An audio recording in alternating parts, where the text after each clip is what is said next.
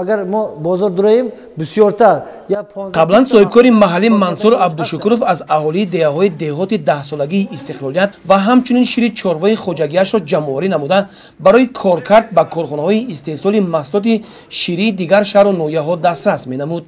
با نظرداشت زیاد بودن طلبات در دهات به محصولات شیری، اینچنین زیاد بودن سرشمار چاروای شیرده، او اقدام پیش گرفت از حساب درآمدهای خوجگی دهقانی سعیدجان چنین کارگاه استحصالی را بنیاد نماید.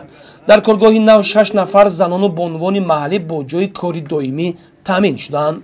همین کارگاه استحصالی محصولات شیری را به استفاده دادند و ما زنان دختران دهه خرمزمین با جای کار تامین شدیم. رحمت به پیشوای ملت که صاحبکاران را دستگیری میکند و آنها با تأسیس کارخانه‌های استحصالی ساکنان را با جای کار تامین مینماید. در این کارگاه 6 نمود محصولات از قبیل قایماق، جرغات، کفیر، سمتانا، تواروگ و یاگورت استحصال کرده می شود. اگر ما بازار داریم بسیارتر یا 15-20 تا محصولات کار کردن علاج هسته. این وای شیره میپزه، یکمش شیره میپزه. خودم پس سمتانا قایماق کردن ده انا این گومینیزاتور. گومینیزاتور تمپراتورش نگاه کردن میگذارونیم. شیر ما بسیار باشه ما اینجا استفاده میکنیم. اینم شیره میپزه. همه کارا اینا اجرا میکنه. سپراتور شیر را روغنش میگیره.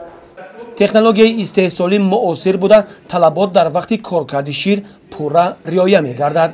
کارگاه نو در نزد خوجگی دهقانی سعیدجان بنیاد شده است. این خوجگی دارای 20 سر گاو شیرده می باشد.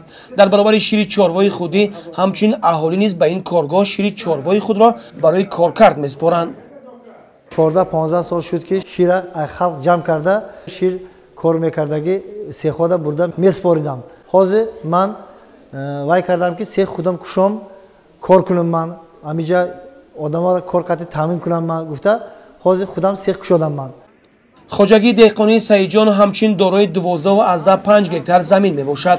در فصل تابستان نه تنها مسئولان این خوجگی در مجموع اهالی دهه از نارسایی آب پلیزی تنقیزی می کشیدند.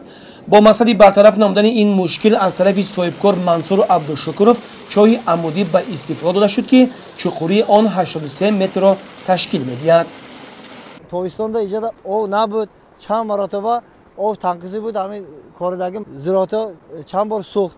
ما همین 83 متر آب برآوردیم. ناز برآمد. خودمون در رسیده استادیم. ماندگیشو آدم‌ها داده استادیم. خوجگی ما 40 نفر سهامدار هستیم. پیاز میکاریم، شالی میکاریم. کارگاه استحصال محصولات شیری و اینچنین چای عمودی در شهر ترسونزاده از انشاءات مهم برای ساکنان به حساب رفته. آنها در دایره نقشه چهاربینی ها به خاطر استقبال سزاوار 30 سالگی استقلالیت دولتی تشکیل گردیدند.